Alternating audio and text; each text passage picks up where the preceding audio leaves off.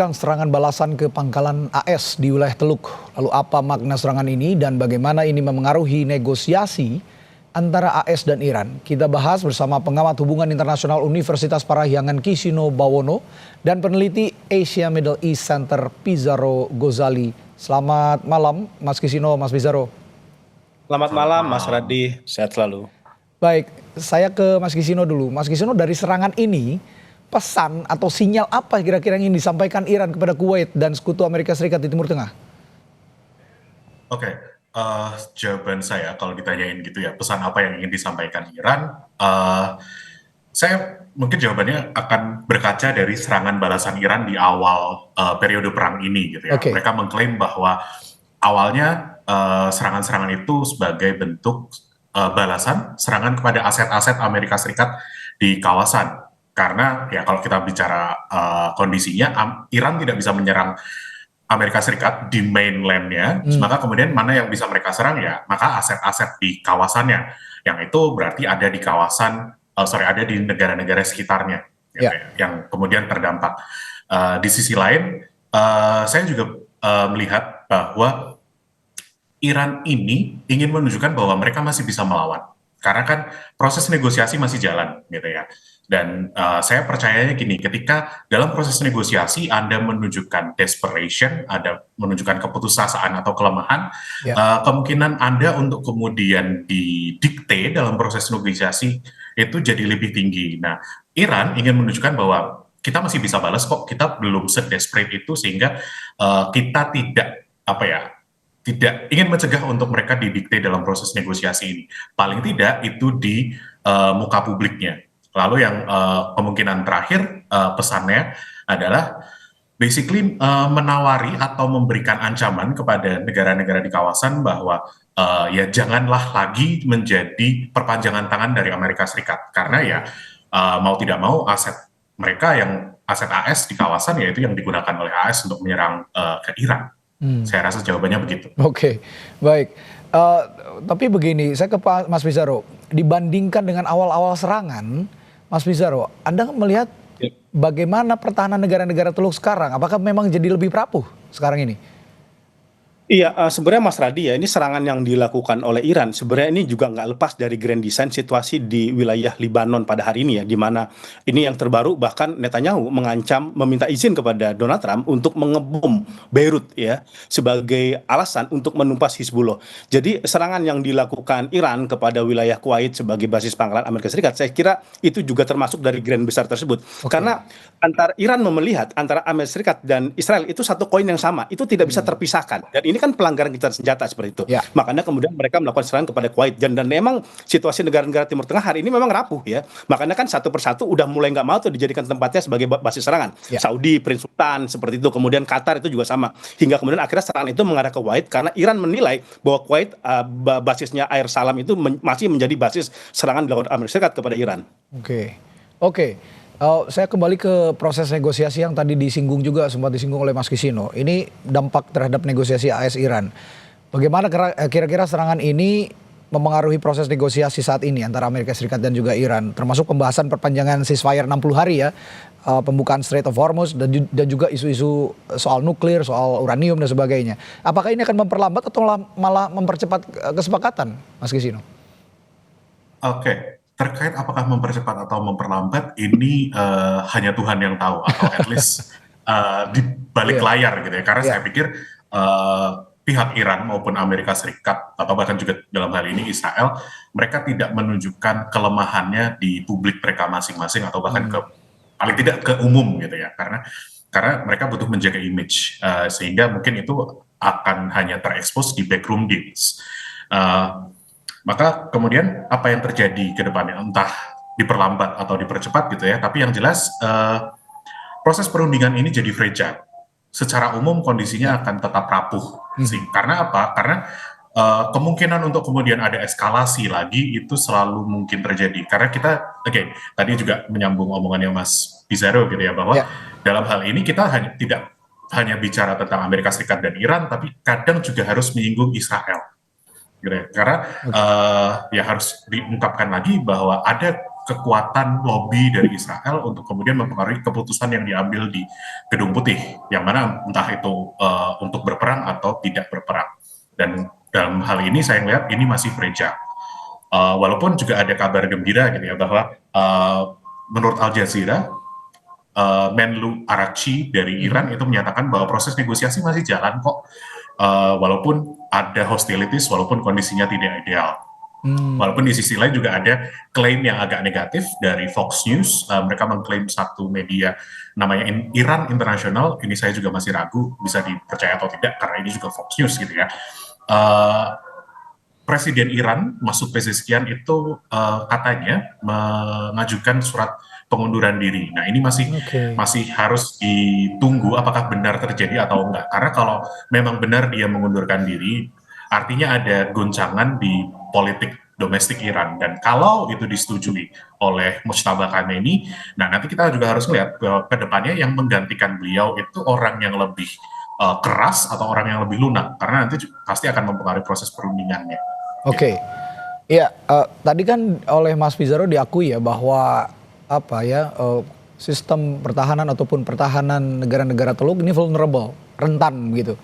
Nah, bagaimana yang ini saya tanyakan sekarang, bagaimana ini mengaruhi persepsi kekuatan Iran di mata aktor-aktor regional seperti yang Anda sebutkan tadi, Saudi Arabia, Uni Emirat Arab, atau bahkan Israel sendiri yang masuk juga masuk kategori negara Timur Tengah.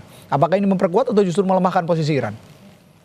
Iya, kalau kita lihat Iran tampaknya dia sudah tidak lagi punya banyak pilihan selain melakukan perang. Karena jangan lupa Mas Radit, tekanan hawkish ya, kelompok-kelompok garis keras di Iran itu bahkan sebenarnya itu menolak negosiasi.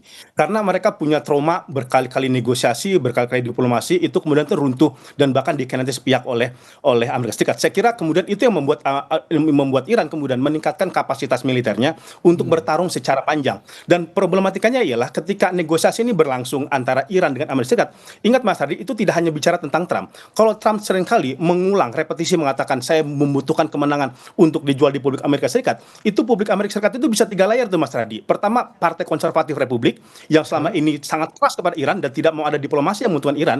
Kedua, donor-donornya Donald Trump seperti IPAC ya, kelompok-kelompok lobby pro-Zionis yang selama ini sudah berinvestasi bagi kemenangan Donald Trump, sudah berinvestasi bagi kemenangan Republik, dan dia butuh konsesi di mana kemudian Iran itu benar-benar dilumpuhkan. Dan ketika sekutunya Amerika Serikat itu Netanyahu gitu. Ini juga menjadi hal yang bermasalah gitu. Karena serangan yang dilakukan sekarang Netanyahu kepada Lebanon itu jelas-jelas upaya mensabotase agar tidak terjadi kesepakatan Amerika Serikat dengan Iran. Ingat, bagi Iran kesepakatan antara Iran dengan Amerika Serikat itu include Lebanon, itu include Hizbullah. Ketika kemudian serangan yang dilakukan antara Israel kepada Hizbullah dilakukan bombardir, maka kemudian itulah yang dilakukan Iran juga untuk melakukan serangan balasan kepada Amerika Serikat. Oke.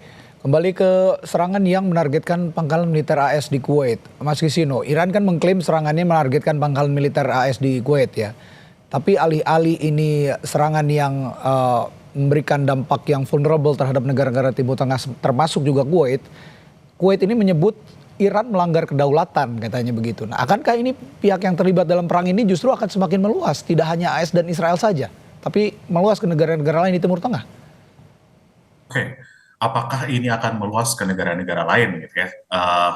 Jawaban saya sementara itu masih kecil, karena saya berasumsi bahwa negara-negara di kiri kanan dari Iran ini cukup rasional. Mereka punya perhitungan bahwa kalau mereka ikut perang kali ini melawan Iran bersama Israel, bersama Amerika Serikat, nanti cost and benefit-nya kayak apa? Biaya dan keuntungannya kayak apa? Saya melihat bahwa sekarang kondisinya ini masih sangat costly, tapi tanpa benefit yang jelas. Perang ini nggak tahu sampai kapan akan selesainya. Ini bisa jadi kayak Irak 2.0 gitu ya.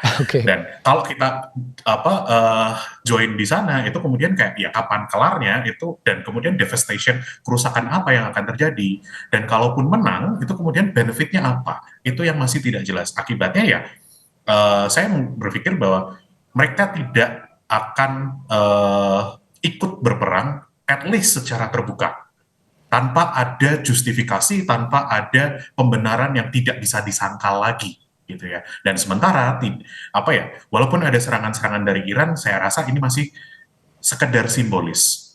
Walaupun kemarin tengah bulan lalu gitu ya, Reuters itu bilang bahwa Saudi Arabia dan Uni Emirat Arab itu melakukan serangan kepada Iran, walaupun itu secara rahasia, tidak banyak media yang mengungkapkan, tidak banyak pembahasannya di publik, tapi itu juga dibilang sebagai simbolis, karena setelah itu mereka juga melakukan deeskalasi.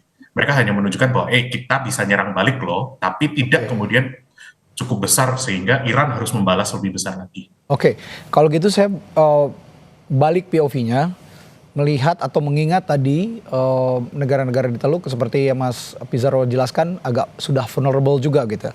Saya ingin juga minta pendapat Anda, reaksi negara-negara Teluk seperti Kuwait, Saudi Arabia, UAE, Qatar terhadap serangan Iran ke pangkalan yang berada di wilayah mereka. Apakah ini akan mendorong mereka semakin mendekat ke Amerika Serikat atau justru sebaliknya mendorong agar ada diplomasi baru?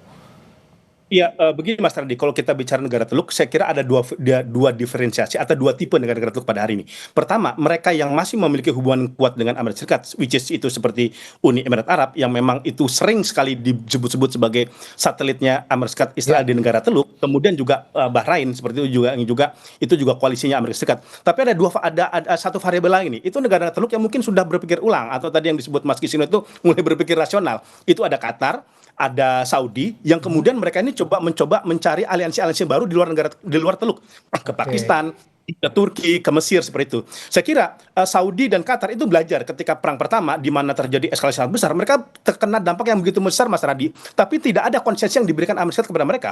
Pangkalan kan kalau gini loh, kalau di pangkalan Amerika Serikat di Saudi itu jangan dibilang itu terpisah sama pangkalan udaranya Saudi, itu sama-sama di Prince Sultan. Seperti itu wilayahnya di Prince Sultan, itu jadi wilayahnya Saudi juga. Jadi ibaratnya itu Iran nyerang Soekarno-Hatta, kata itu misalkan ada pangkalan militer Amerika situ, tapi yang kena dampak tuh kita juga, Indonesia. Nah seperti itu loh. Nah itu konsep kayak gitu. Jadi itu yang membuat kemudian Saudi, Qatar itu tidak lagi sekarang kan seperti tidak mencoba menghambat atau tidak memberikan akses bagi Amerika Serikat di mana pangkalan udaranya itu dipakai untuk nyerang Iran. Which is kan sekarang Mas Radi, serangannya Iran itu fokusnya pada dua doang tuh, ke Kuwait, ke Uni Emirat Arab. Tetapi sama Qatar udah ada komunikasi dengan Iran, dan Iran juga sudah mengunjungi Qatar seperti itu. Nah, jadi kalau saya begini, ini divided memang negara-negara Teluk ini. Di sisi ada Uni Emirat Arab yang masih istiqomah dia mendekat kepada Amerika Serikat, tapi ada yang mulai udah berselingkuh ya kepada Cina, kepada Turki, itu Saudi dan juga Qatar. Nah, saya kira itu kondisi yang terjadi sekarang di negara-negara Teluk, yang kemudian juga makanya kan dukungan Amerika Serikat lagi nggak begitu kuat juga tuh negara-negara Teluk untuk melakukan serangan kepada Iran, karena sebagian besar negara itu udah merasakan hanya dijadikan tempat korban serangan yang dilakukan oleh Iran kepada pangkalan mereka. Ya, meskipun demikian juga kan Iran punya pembenaran ataupun alibi lah ya, mengapa Iran menyerang pangkalan Amerika Serikat di Kuwait, karena beberapa hari sebelumnya atau baru kemarin di Iran Selatan, Amerika Serikat juga melancarkan serangan. Tapi di sisi lain Kuwait mengatakan bahwa kami juga punya kedaulatan meskipun ada pangkalan militer Amerika Serikat di situ gitu.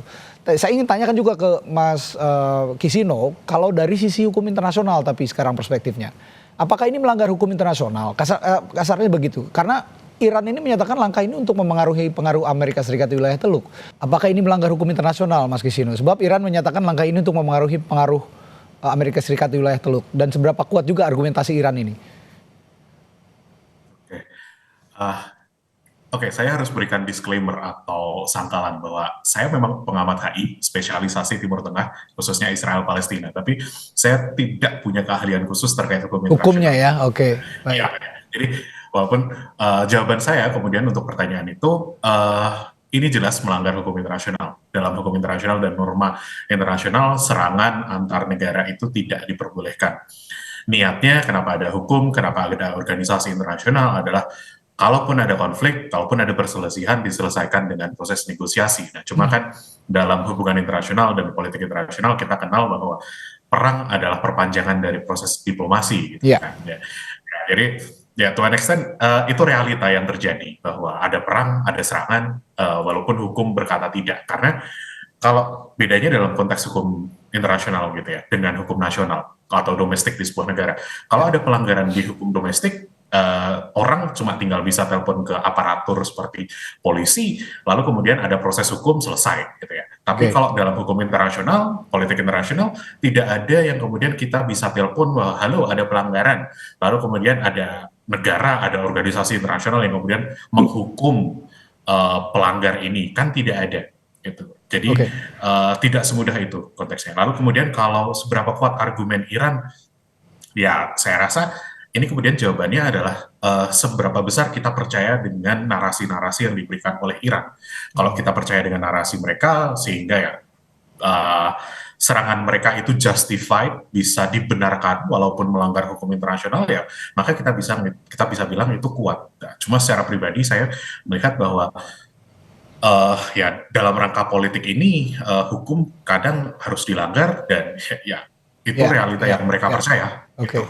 Konteks politik dan konteks hukum yang sama-sama tidak bertolak belakang tapi tetap bersinggungan begitu ya. Yang tampak pada konteks serangan Iran di Kuwait ini. Tapi bicara soal serangan, Mas Bizarro, ada satu cerita yang menarik yang tersisa. Iran menempelkan foto Donald Trump di rudalnya dan menuliskan sampai prajurit Amerika Serikat terakhir meninggalkan kawasan. Nah, apakah ini sinyal Iran akan lebih agresif pada serangan-serangan ke depannya atau bagaimana?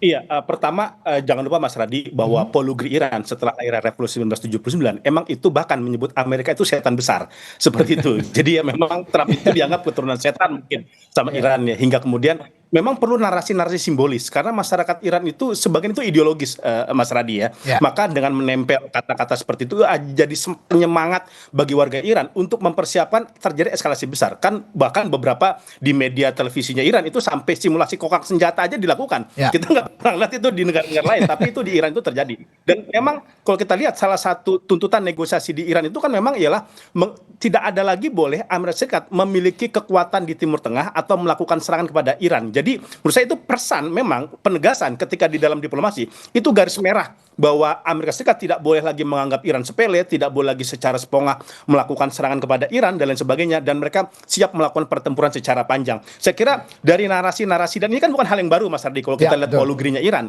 yang melakukan peperangan misalkan dengan Israel, dengan Amerika Serikat, ini udah sekian kali yang mereka tempelkan seperti itu membuktikan memang tampaknya jalan diplomasi, negosiasi itu memang sangat sulit sekarang terwujud. Walaupun kemarin sudah mendekati kesepakatan, tapi tiba-tiba dirubah, dan itulah yang kemudian yang membuat Iran itu kenapa kemudian tidak begitu sangat percaya dengan Amerika Serikat. Mereka mengalami trust deficit yang sangat kuat ketika mau masuk kepada negosiasi. Belum tentu negosiasinya berjalan, kalaupun terjadi kesepakatan diplomasi, belum tentu disepakati juga oleh Amerika Serikat. Karena kan terbukti kan ada kesepakatan tiba-tiba dilanggar, ada kesepakatan dihianati. Saya kira itulah pesan-pesan yang ingin disampaikan Iran kepada Washington terkait serangan yang dilakukan kepada pangkalan Amerika Serikat di Kuwait. Oke. Analisis yang menarik dari Anda, Mas Pizarro. Tapi kembali ke Mas Kisino, sebenarnya seberapa besar pengaruh serangan ini terhadap isu kunci negosiasi? Karena tadi sempat menyinggung soal negosiasi juga, saya tanyakan hal ini. Seperti misalnya program nuklir Iran, pencabutan sanksi dan pelepasan aset Iran yang dibekukan. Seberapa besar pengaruhnya? Saya rasa kalau sekarang kita melihat seberapa besar pengaruhnya, ini masih belum cukup matang gitu ya untuk melihat pengaruhnya. Saya harus ulangi bahwa sekian kali di wawancara saya selalu bilang bahwa eskalasi itu bagian dari negosiasi. Kadang harus menunjukkan bahwa kita belum desperate gitu kan.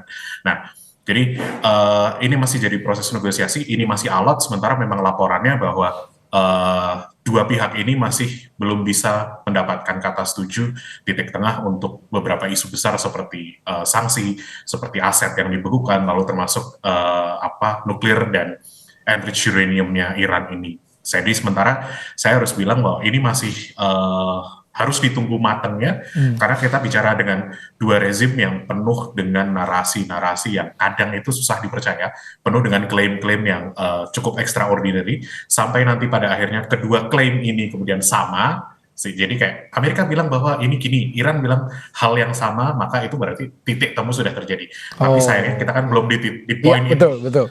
Selalu bertolak belakang begitu ya, klaim-klaim yang dilancarkan oleh Amerika Serikat dan juga Iran. Oke, Mas Pizarro, saling serang antara AS dan Iran dan juga Israel ini kan sudah berlangsung kurang lebih 4 bulan lah ya, kurang lebih 4 bulan. Nah, menurut Anda bagaimana perang ini akan mengubah arsitektur pertahanan negara-negara Teluk ke depannya? Meskipun tadi sudah dijelaskan sebenarnya sudah mulai vulnerable arsitektur pertahanan di negara-negara Teluk ini. Iya, ini yang kalau kita lihat ya, sebenarnya tidak hanya dalam konteks terjadi perang Amerika Serikat dan Iran, ketika terjadi genosida Gaza, Mas Radi, itu negara-negara Teluk itu udah mulai berpikir. Mereka tampaknya pertama perlu membuat arsitektur pertahanan mereka, kedua tampaknya tidak begitu bisa bergantung lagi kepada Amerika Serikat. Oke. Kasus serangan Israel ke Qatar misalkan, Mas Radi, itu kan benar-benar itu menjadi presiden bagi negara-negara Teluk bahwa ternyata Israel bisa loh nyerang negara-negara Teluk, dia nyerang Doha. Yang pertama, jangan lupa Doha ini masih sekutu Amerika Serikat dan itu tempat negosiator antara Israel dan Hamas. Itu pun diserang, apalagi misalkan negara-negara yang punya kapasitas geopolitiknya nggak sebesar Doha nih, misalkan Bahrain, Ya. misalkan kemudian Oman gitu kan. Oman ini makanya juga kondisinya sangat kritis gitu. Oman itu kan terjepit oleh dua raksasa gitu ya, ada Amerika Serikat dan Iran. Makanya Oman itu kenapa dia nggak mau normalisasi sama Israel sama sekarang, kan itu sangat sangat beresiko bagi mereka gitu. Dan ini kemudian akhirnya beberapa negara-negara Teluk ya, bahkan tadi saya katakan pasca serangan Israel kepada Palestina itu bahkan sudah mulai berpikir pertama memperkuat al-Susanya, kemudian mencari negara-negara lain yang kira-kira itu bisa saling bekerjasama. Oke. Arab Saudi misalkan bikin fakta pertahanan sama Pakistan tuh. Kenapa Pakistan? Dia punya nuklir gitu ya. Walaupun Pakistan mungkin secara ekonomi itu tidak sekuat Saudi, tetapi dia punya nuklir. Kemudian sekarang misalkan Turki udah mulai mengundang negara-negara Teluk untuk join kepada pertemuan NATO. Bukan masuk NATO-nya Mas Radi, tapi masuk kepada pertemuan-pertemuan NATO. Karena kan Turki kita the biggest second troop ya kan, Yes. di wilayah di sana gitu. Dan ini saya kira ini yang membuka cakrawala negara-negara Teluk bahwa bukan tidak mungkin setelah selesai Iran nih, bukan tidak mungkin itu Mas Radi, itu bisa nyerang negara-negara mereka. Misalkan Israel sudah bilang Turki bisa menjadi Iran yang baru untuk dijadikan sasaran serangan oleh Israel. Makanya Israel itu bahkan ketika terjadi genosida Gaza, dia udah memperkuat anggaran pertahanannya untuk kemudian kalau kemungkinan ada pecah potensi perang nih antara Israel dengan Turki itu di wilayah Suriah seperti itu. Itu juga misalkan Qatar itu udah diusulkan misalkan sama parlemennya Israel sama oposisi Israel itu untuk dijadikan musuh barunya Israel tuh. Bayangkan, padahal Qatar ini itu hanya negara kecil, dia selama ini tidak banyak terlibat perang, kalaupun membantu Gaza itu kebanyakan bantuan kemanusiaan, itu pun dijadikan sasaran. Saya kira fakta-fakta ini, agresi liarnya Israel dan perang di Timur Tengah, itu membuat negara Teluk sekarang mulai berpikir ulang untuk meningkatkan alutsistanya dan kemudian tidak lagi kemudian berharap bersama Amerika Serikat untuk dijadikan sebagai sandaran keamanannya. Kan sekarang misalkan Mesir udah beli pesawat Chengdu itu dari Cina gitu ya. Negara-negara Timur Tengah juga sama, udah mulai melipir tuh kepada Cina. Saya kira ini yang terjadi kondisi pertahanan dan psikologis nuansa kebatinan negara-negara Teluk sekarang. Oke, meskipun it depends siapa yang memimpin Amerika Serikat, karena pemimpinnya Amerika Serikat sekarang Donald Trump, mungkin juga negara-negara Teluk juga sudah mulai agak malas juga bersandar ke Amerika Serikat begitu ya.